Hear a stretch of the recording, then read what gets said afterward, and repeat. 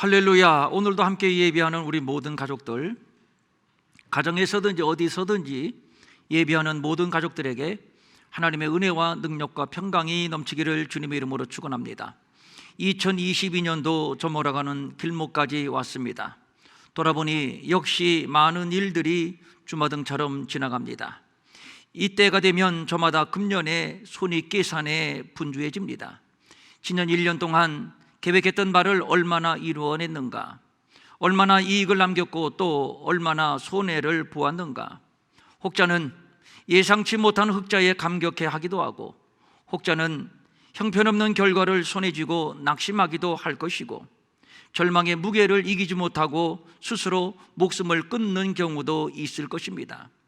대학을 준비하는 우리의 아이들은 시험 성적표를 받아들고 울고 웃고, 개중에는 올해 이루지 못한 꿈을 내년에라도 이루리라고 화이팅을 외치는 자들도 있을 것입니다.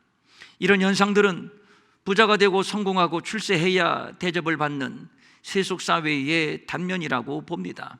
우리 사회는 부자를 가리켜 잘 산다고 말하고 가난한 자를 가리켜서는 못 산다고 말을 합니다. 그런데 이런 표현이 얼마나 왜곡된 표현인가요? 정말 부자는 잘 사는 것이고 가난하면 못 사는 것입니까? 부자 되고 성공한 과정이 부당해도 잘한 것인가요? 정말 그런 것인가요? 우리는 여기에서 이런 의문을 가지게 됩니다. 누가 부자는 잘 사는 사람이고 가난한 자는 못 사는 사람이라는 왜곡된 판단을 사람의 마음속에 심어 놓은 걸까? 누가 성공하거나 출세하지 못하면 실패자요, 낙오자라는 부당한 정의를 사람의 마음속에 심어 놓은 것일까? 아담과 하와가 범죄하기 전 에덴 동산에서도 과연 그랬을까? 아닙니다. 저들이 에덴 동산에서 쫓겨나 스스로 경작하여 먹을 것을 수확하게 된 때부터입니다. 더 많이 차지하려고 힘을 키우고 무기를 만들기 시작한 때부터 세상을 지배하는 것이 결국은 힘이고 돈인 것을 깨닫게 된 때부터입니다. 가인이 동생 아벨을 돌로 쳐 죽인 후에 하나님은 가인에게 너는 땅에서 피하여 유리하는 자가 될 것이라고 저주를 하셨습니다. 그때 가인의 호소가 이것입니다. 나를 만나는 자마다 나를 죽이겠나이다. 이 두려움에서 살아남기 위하여 가인의 후손들이 한 일은 힘을 키우는 일이었습니다. 가인은 성을 쌓았는데 아마도 나를 만나는 자마다 나를 죽일지 모른다는 공포심 때문이었을 겁니다. 하나님께서 죽임을 당하는 것만큼은 면하게 해 주실 것이라고 약속하셨음에도 불구하고 가인은 하나님을 신뢰하지 못하고 자기들만의 안전지대를 구축하기 위하여 성을 쌓았고, 또 그의 6대 손 야발은 가축을 치는 자의 조상이 되었는데, 야발이라고 하는 이름이 수량이 풍부한 물의 흐름을 묘사한다는 점에서 재산의 가치에 중점을 두는 부의 문화를 만들어가고 있음을 알 수가 있습니다.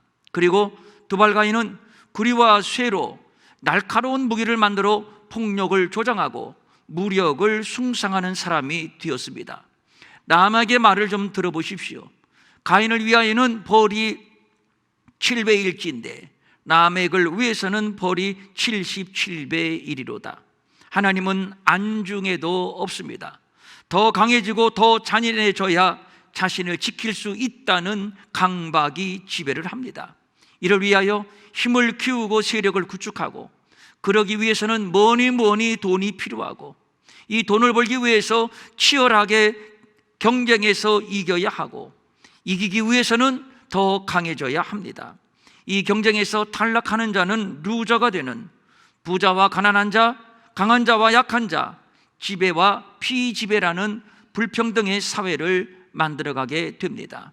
그리하여 억울하면 출세해, 억울하면 부자 돼라는 말이 회자되는 세상, 억울하지 않기 위해서 출세해야 하고 부자가 되어야 하는 세상이 되어버리고 말았습니다. 출세해서 남주냐, 돈 벌어서 남주냐, 공부해서 남주냐? 그렇습니다. 출세하고 돈 벌고 공부해서 절대로 남을 줄 수 없는 세상, 나만을 위해서 출세하고 나만을 위해서 돈을 벌고 나만을 위해서 공부하는 지독한 이기주의가 지배하는 세상. 할 수 없습니다. 살아남기 위해서는 고육지책, 이 방법, 이 길 밖에는 없습니다. 그래서 뭐로 가도 서울만 가면 된다, 꽁 잡는 것이 매다라는 굴절된 가치관이 정당화되는 병든 사회가 되어버리고 말았습니다. 이런 세상에서 우리 그리스도인들은 무엇을 근거로 손익계산을 하는지요? 세상 사람들처럼 물질로, 성공으로, 대학으로 손익계산을 하고 있는지는 아는지요? 오늘 하나의 종점에서 이 점을 함께 생각해 보려고 합니다. 우리 기독교가 어디에서부터 시작이 됐습니까?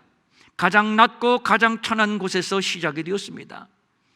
예수님을 잉태한 어머니는 결혼하지 않은 처녀였습니다. 이 말은 예수님은 사생아라는 얘기요, 예수님이 세상 빛을 보기 전에 어머니와 함께 돌에 맞아 죽을 수도 있었던 천한 신분이었다는 얘기입니다. 마리아가 몸풀 곳을 찾았지만 아무도 마리아를 맞아주는 자가 없었습니다. 아니, 예수님을 맞아주는 자가 없었습니다. 겨우 찾아 들어간 곳이 마굿간이었고, 예수님은 바로 이 마굿간에서 태어나셨고, 예수님이 육신을 입고 가장 먼저 누우셨던 곳은 바로 말구유였습니다. 이렇게 낮은 곳에 이렇게 천한 신분으로 오신 하나님의 아들 예수 그리스도, 그가 3년의 공생의 기간 동안에 하나님 나라의 복음을 전파하시고 숱한 기적을 나타내셨을 때 사람들은 예수님에게 열광을 했고, 예수님은 일약 영웅이 되어 유대인의 왕이 될 수도 있었습니다.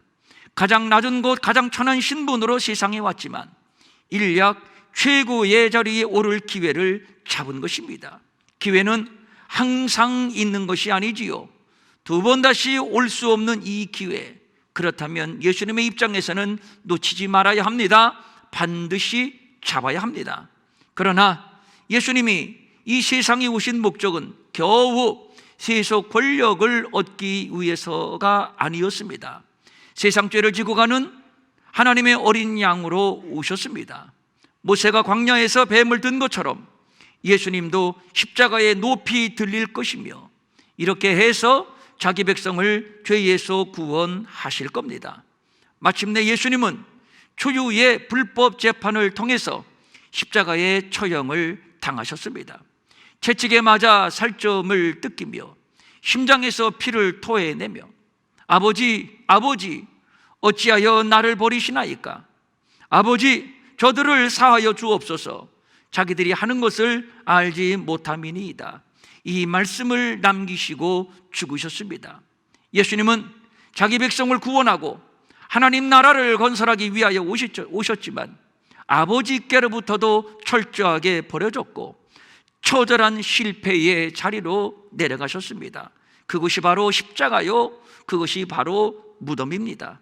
그러나 이 완벽한 실패의 자리에서 복음의 씨가 심겨지고 교회가 세워지고 교회에 임하신 성령의 역사로 말미암아 천하 만민이 구원을 얻는, 그러니까 내가 내게 큰 복을 주고 내 씨가 크게 번성하여 하늘의 별과 같고 바닷가의 모래와 같게 하리니 내 씨가 그 대적의 성문을 차지하리라는 아브라함에게 하신 약속이 이루어졌으니 그러므로 복음으로 장착된 하나님의 나라는 팥죽지세로 대적의 성문을 차지하며 열방을 점령해 가고 있습니다.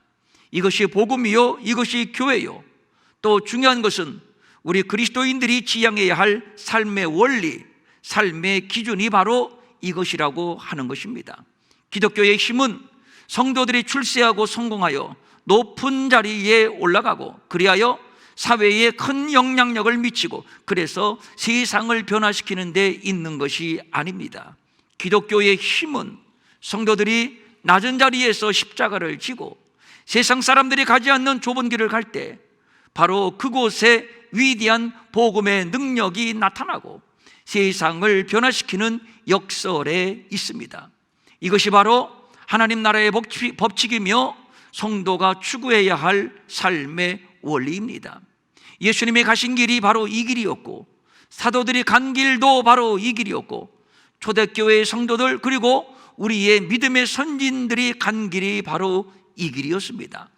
훗날 바울은 내가 수고를 넘치도록 하고 옥에 갇히기도 하고 매도 수 없이 맞고 여러 번 죽을 뻔했다. 40에서 하나 감한 매를 5번 맞았고 여러 번 여행하면서 강의 위험, 강도의 위험, 동족의 위험, 이방인의 위험, 시내의 위험, 광야의 위험, 바다의 위험, 거짓 형제의 위험을 당하고 자지 못하고 줄이고 목마르고 여러 번 굶고 춥고 헐벗었다. 그는 이렇게 고백을 했습니다. 이것이 기독교입니다. 이런 길을 걷는 자가 바로 그리스도인입니다.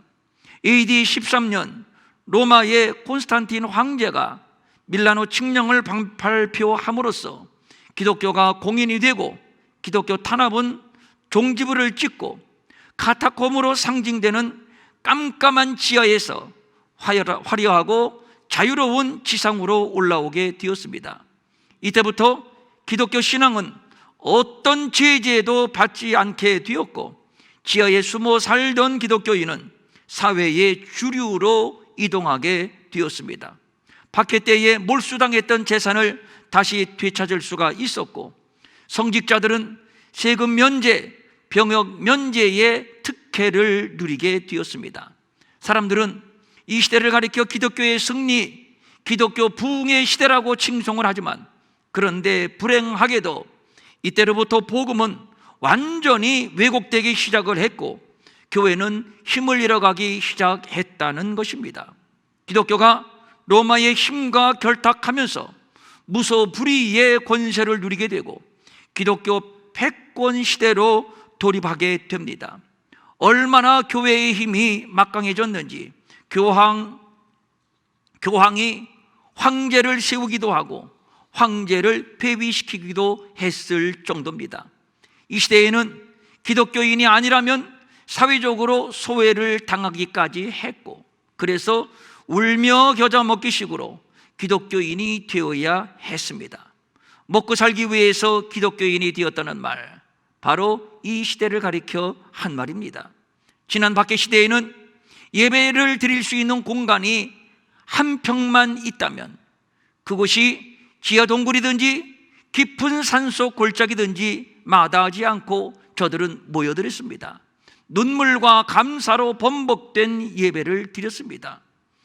그런데 이제는 가장 예술적으로, 가장 웅장하게, 가장 크게 교회당을 짓습니다.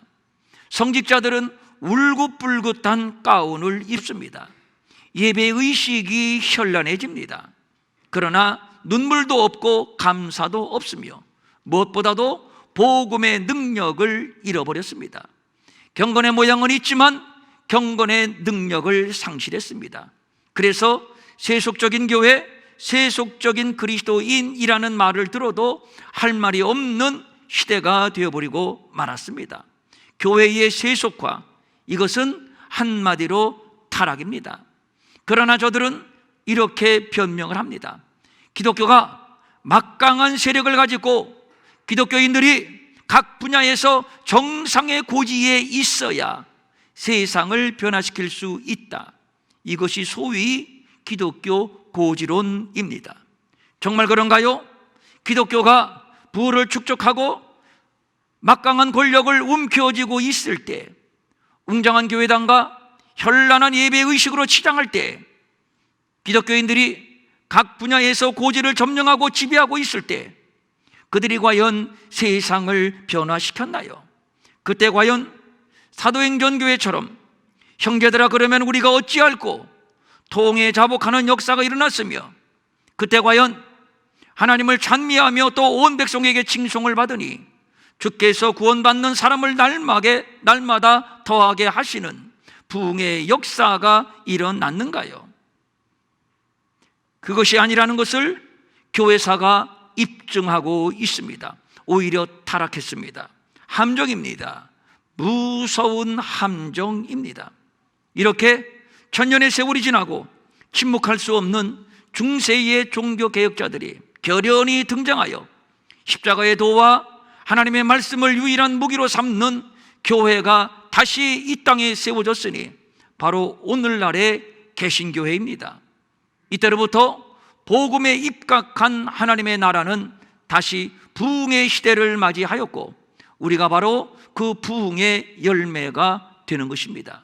그러나 언제부터인지 교회는 또다시 세속화되어 말씀의 능력을 상실하고 저마다 웅장한 교회당 화려한 시설, 막대한 예산을 경쟁하고 멋진 퍼포먼스를 연출하여 울고 웃기는 감성을 자극하는 예배는 가히 쇼 무대를 방불케 할 정도입니다.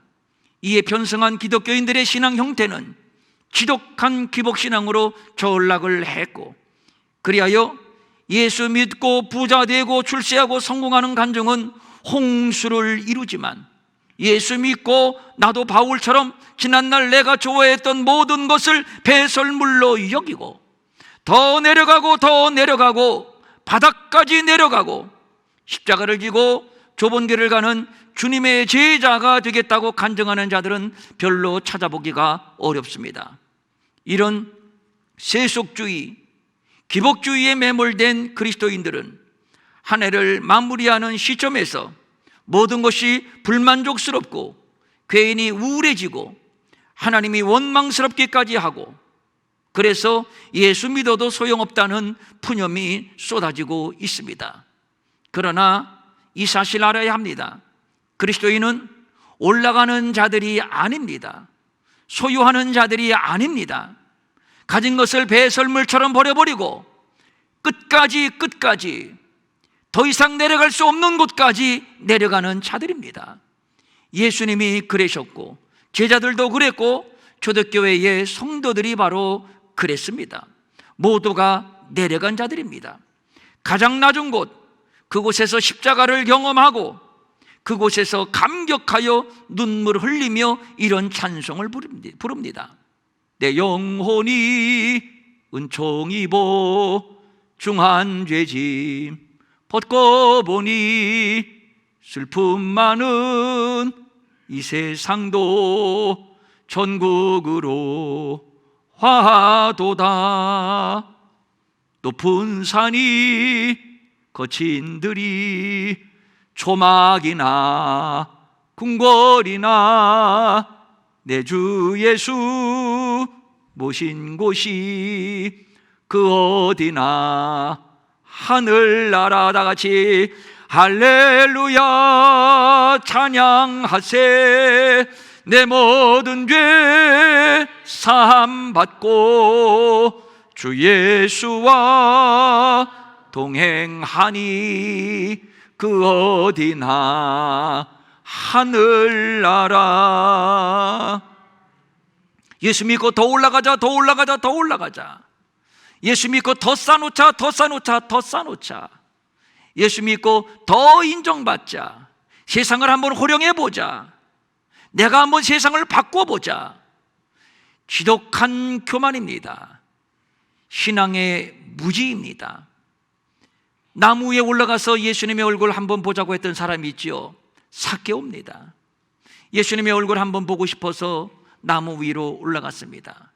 예수님의 눈과 마주쳤습니다. 그런데 예수님이 하는 말, 삭개오야 내려와라.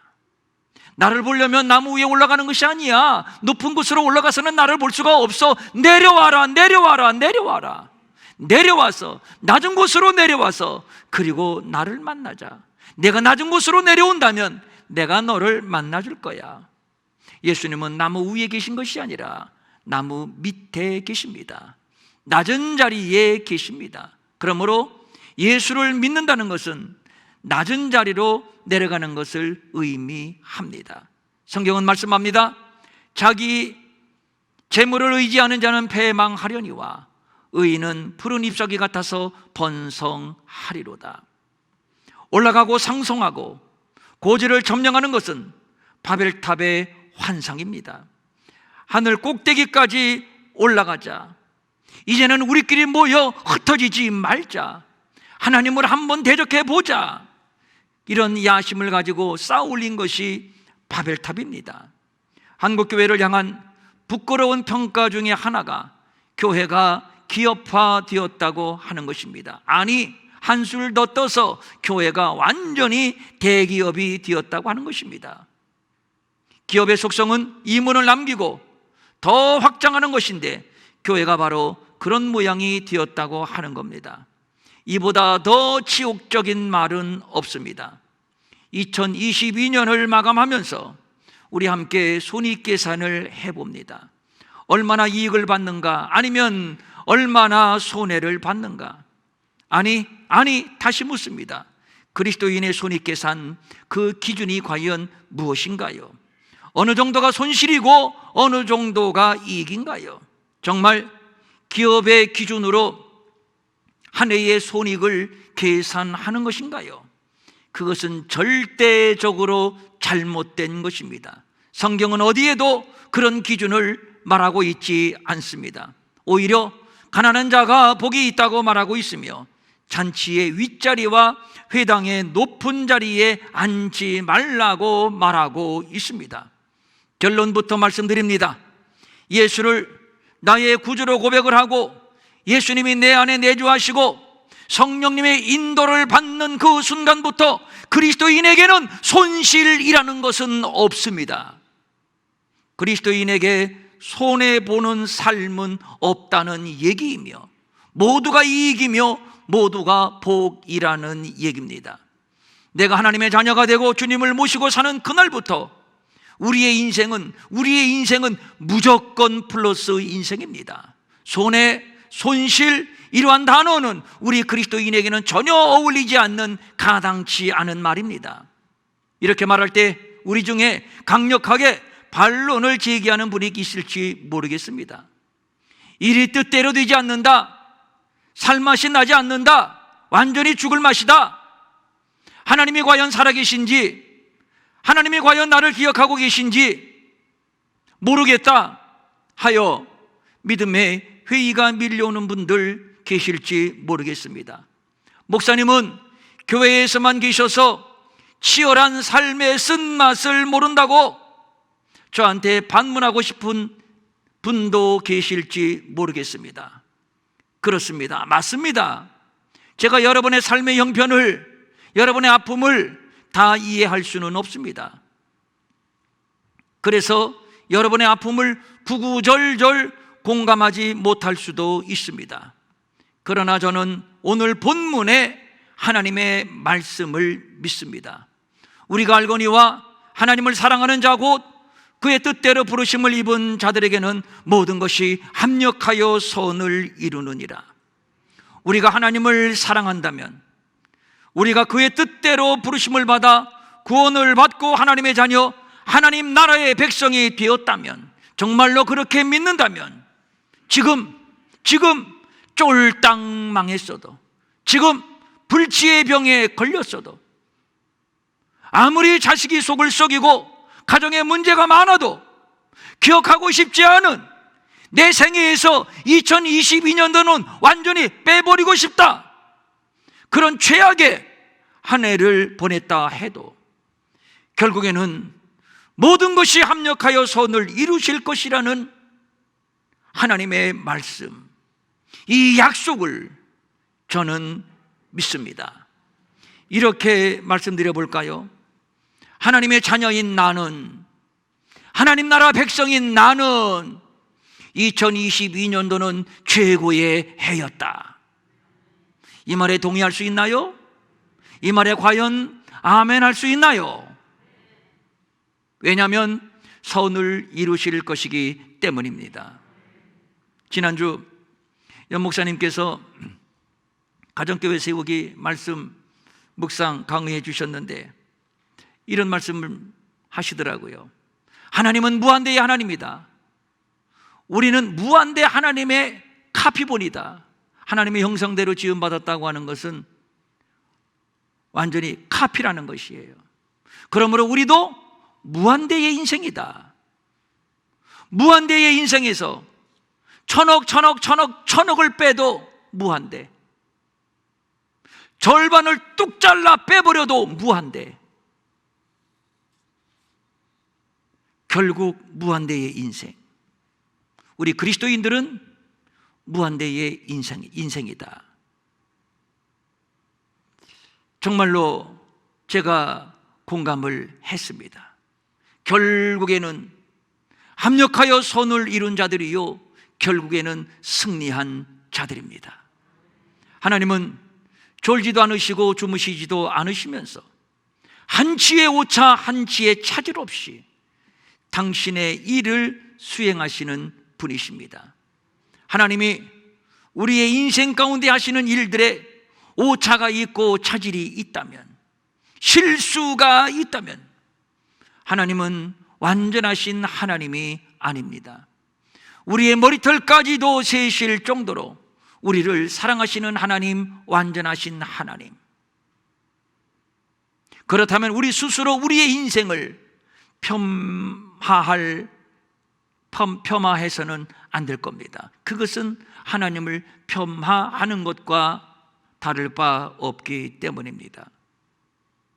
그리스도인은 세상에서의 성공이나 번영, 소유나 명성 등을 지향하지 않습니다. 성도가 세상에 존재하는 이유는 십자가가 내 안에서 녹아지고 내가 십자가로 성숙된 삶을 살아감을 통해서 하나님께 영광을 올려드리는 것입니다. 나는 죽고 그리스도로 살고 내 안에 그리스도만 존귀하게 여기는 삶을 사는 것입니다. 이런 삶을 사는 그리스도인이라면 모두가 성공자인 것입니다. 나보다 나를 더 잘 아시는 성령님이 우리의 연약함을 도우십니다. 지금도 말할 수 없는 탄식으로 우리를 위하여 친히 간구하십니다. 그러므로 하나님을 사랑하는 자, 곧 그의 뜻대로 부르심을 입은 자들에게는 합력하여 선을 이루실 줄로 믿습니다. 우리의 믿음은 성공신학, 번영신학에 기초하지 않습니다.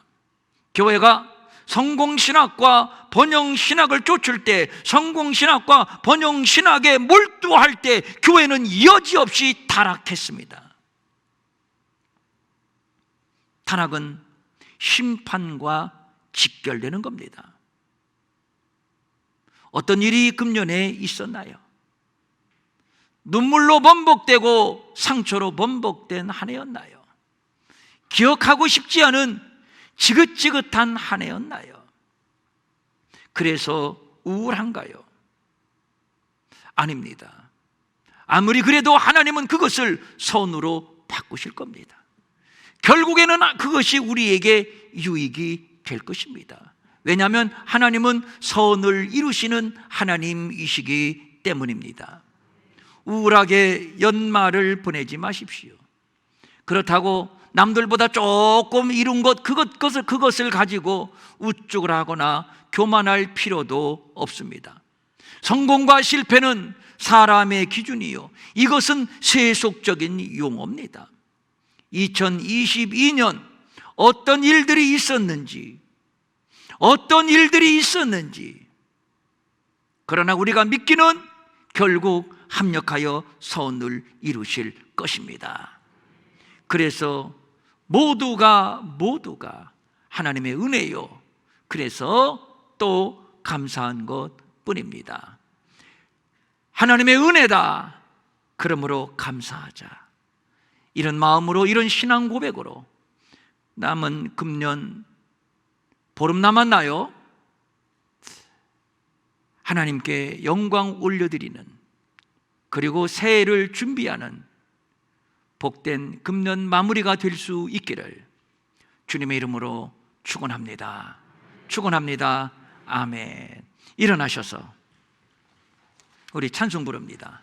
내 영혼이 은총 입어 중한제짐 벗고 보니.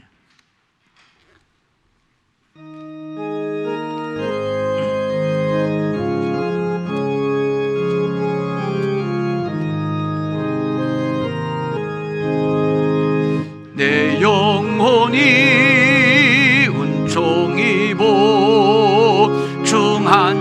내 짐 벗고 보니 슬픔 많은 이 세상도 천국으로 가도다. 할렐루야 찬양하세.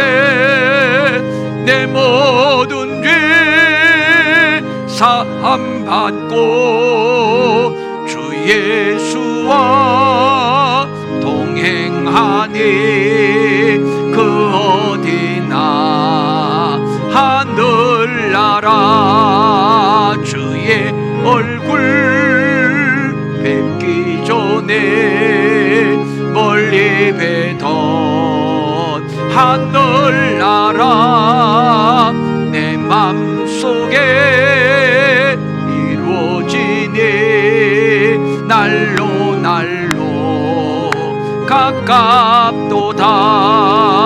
할렐루야 찬양하세.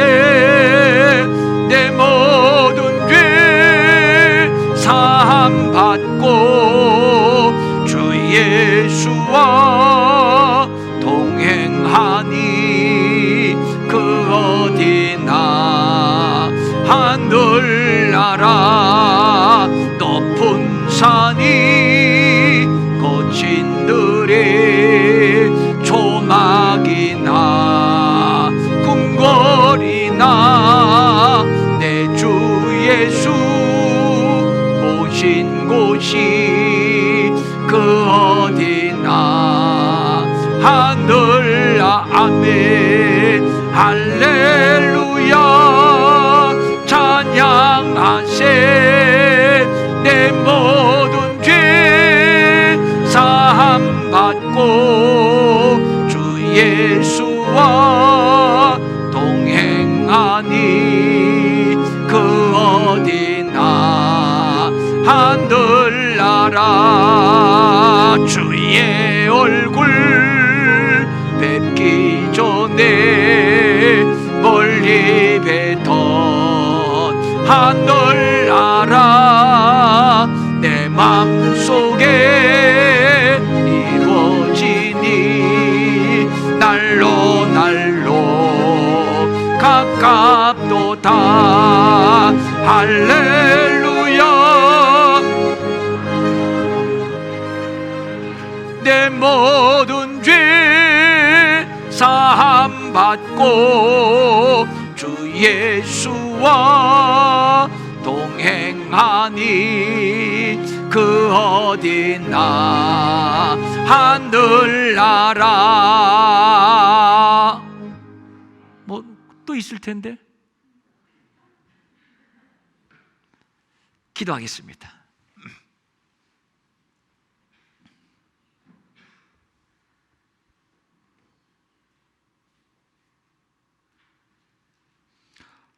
할렐루야 찬양하세.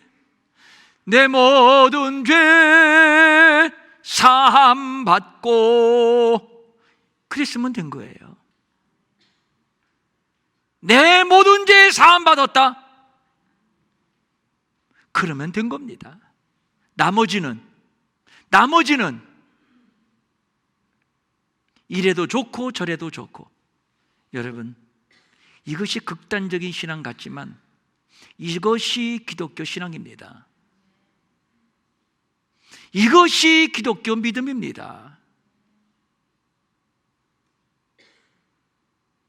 그래서 초대교회 성도들은 카타콤에서 깜깜한 햇빛 한 줄기 들어오지 아니하는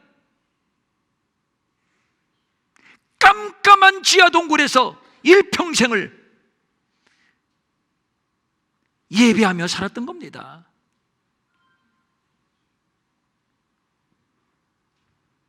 햇빛이 얼마나 그리웠겠고 맑은 공기가 얼마나 그리웠겠고 세상의 화려한 문화가 얼마나 그리웠겠습니까? 그러나 그렇지 않았습니다. 높은 산이 거친 들이 조막이나 지하 동굴이나 내 주 예수 모신 곳이 그 어디나 하늘나라. 이것이 우리의 신앙 고백입니다. 2022년도 어떤 일이 있었습니까? 어떤 일이 있었느냐는 그렇게 중요한 것이 아닙니다. 모든 것이 합력하여 선을 이루실 것이기 때문입니다. 그렇게 믿으시면 다 같이 아멘. 아멘. 그러면 된 겁니다. 그러면 된 겁니다. 성공 실패? 이건 우리의 용어가 아니라니까요. 얼마나 부자 되고 얼마나 출세하고, 이건 우리가 지향하는 목적이 아니라니까요.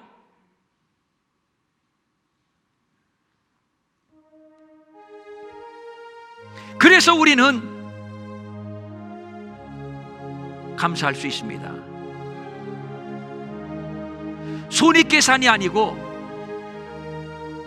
이익계산만 있습니다. 그렇게 믿습니까? 아멘.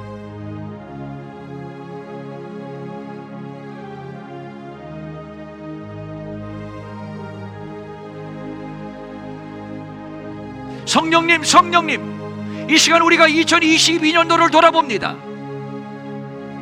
많은 일들이, 많은 사건들이, 지난 1년 동안의 일들이 주마등처럼 지나갑니다. 울고 웃고 기뻐하고 슬퍼하고,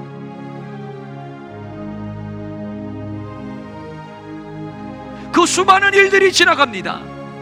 왜 이런 일이 내게 있었는가? 내 인생의 2022년도는 최악이다.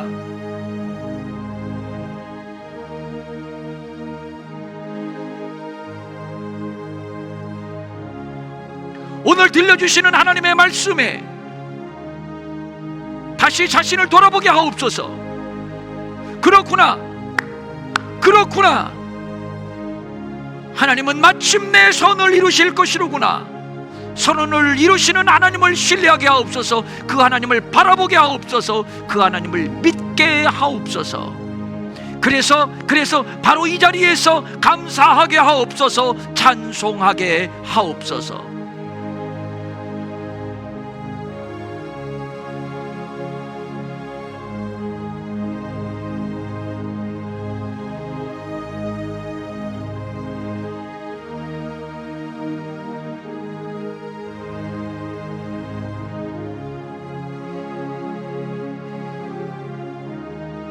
할렐루야, 찬송하세. 내 모든 죄 사함받고, 내 모든 죄 사함받은 것만으로, 이것만으로 하나님 나는 감사합니다. 여한이 없습니다.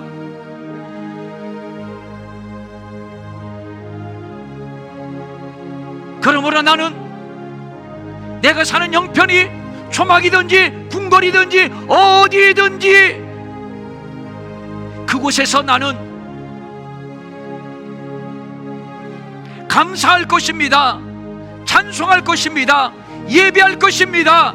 그곳에서 나는 나를 구원하신 이 복음을, 예수 그리스도의 복음을, 하나님 나라의 복음을 전파할 것입니다. 선을 이루시는 하나님을 찬양합니다. 선을 이루시는 하나님을 찬양합니다.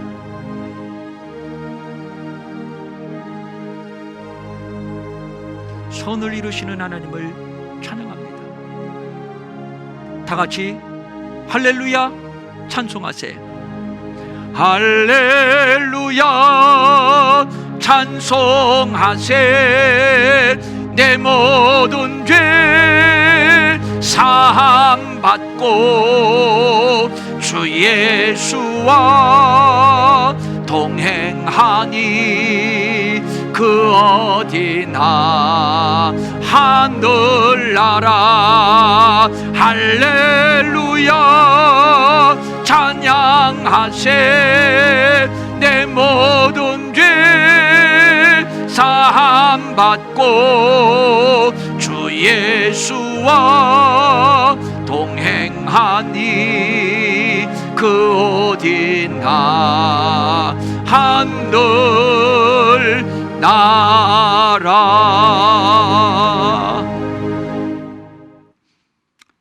하나님 아버지,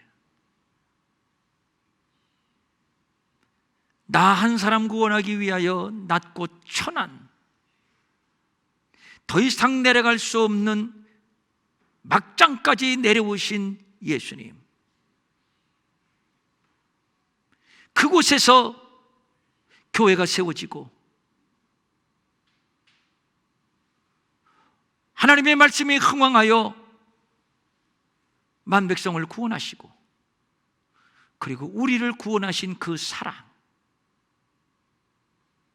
감사합니다. 감사합니다. 십자가는 내려갈 수 없는 막장까지 내려가는 것이요, 주님은 우리에게 자기 십자가를 지고 나를 따를 것이라고 말씀해 주셨는데, 우리는 내려가지 않으려고 하고 있으니, 우리는 넓은 길로만 가려고 하고 있으니, 우리 안에 아직도 해소되지 않은 이 세속적인 욕망,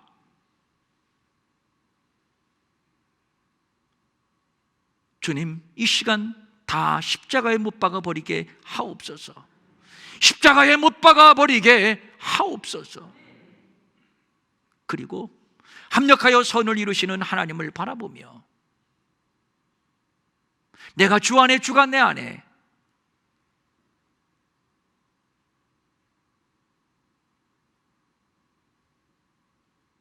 주님과 함께 이 좁은 길, 이 십자가의 길 걸어가게 하옵소서. 1년 동안 우리 일회교회에 하나님의 말씀을 선포해 주시고 우리의 영혼을 깨우쳐 주셨사오니 감사를 드립니다. 하나님의 말씀이 우리 안에서 하나의 미랄로 떨어져 죽어지고 썩어지고 없어진 것 같지만, 그러나 이것이 싹을 내고 열매를 맺어 오늘의 내가 있고, 그리고 앞으로 하나님의 크신 일을 기대하게 하시니 더욱더 감사를 드립니다. 낙심하고 우울한 자 있습니까? 합력하여 선을 이루시는 하나님을 이 시간 바라보게 하옵소서. 바라보게 하옵소서. 그리고 주님의 손을 꼭 붙들고 다시 일어서게 하옵소서. 선을 이루시는 하나님, 이루시는 선을, 하나님의 위대한 작품, 선하신 작품을 내 인생을 통해서 나타내기를 원하시는 하나님, 우리가 그 주인공이 되게 하옵소서. 잘 감당하고 잘 견디고, 그리고 일어서고 하나님의 선하신 역사에 기쁨으로 동참하고 이 거룩한 역사에 쓰임을 받게 하옵소서. 간절한 소망을 가지고 각종 예물 주님께 올립니다. 주일헌금, 주정헌금, 11조, 감사헌금, 선교헌금, 건축헌금, 장학헌금, 비전사라 특별선교헌금, 그리고 이스라엘, 그리고 각 처에 특별히 뜻을 정하고 드리는 예물들 있습니다. 받아 주시옵소서. 선을 이루어 주시옵소서. 우리 교회는 하나님의 능력에 붙들려 오직 하나님의 하나님의 선만을 이루는 교회가 되기를 원합니다. 이를 위하여 내려가야 한다면, 더 낮은 곳으로 내려가야 한다면 기꺼이 내려가기를 원합니다. 주여, 우리를 그렇게 사용하여 주시고 오직 선을 이루시옵소서. 특별히 우리의 아들, 딸들을 주님께 올립니다. 하나님의 손에 붙들리게 하옵소서. 세속적인 욕심으로 살아가지 아니하고 하나님의 부르심에 합당하게 하나님의 선한 도구로 쓰임받는 우리의 아들, 딸들이 되게 하여 주시옵소서. 병든 자를 치료하시고 우울한 자를 위로하시고 소망을 더하여 주옵소서. 마음은 원이지만 가진 것이 없어 드리지 못해 민망히 여기는 성도들을 위로하시고 저들에게도 물질 주셔서 한 가지로 주님 앞에 바치며 쓰며 도우며 사는 풍성함이 있게 하여 주시옵소서. 이제는 우리 주 예수 그리스도의 은혜와 하나님 아버지의 무한하신 사랑과 성령님의 감화 감동 위로하시고 안위하시고 능력 주시고 형통케 하심이 사랑하는 모든 성도들, 가정에서든지 어디서든지 예배하는 모든 성도들 머리 위에 영원히 함께하옵시기를 간절히 축원하옵나이다. 아멘.